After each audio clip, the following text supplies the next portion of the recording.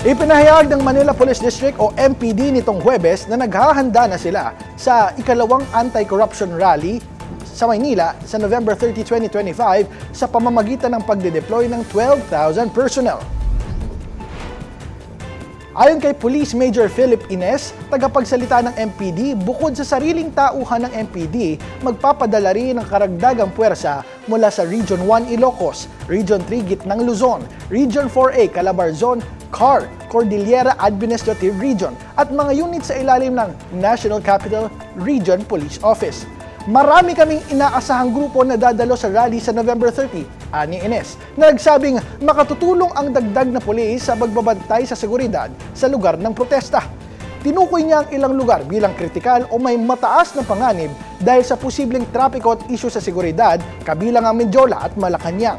Ngunit sinabi rin ni Ines na hinihintay pa ng MPD ang pinal na aproba sa mga rerouting at road closure advisories at binigyang diin na maaaring malaki ang magiging epekto nito sa mga motorista.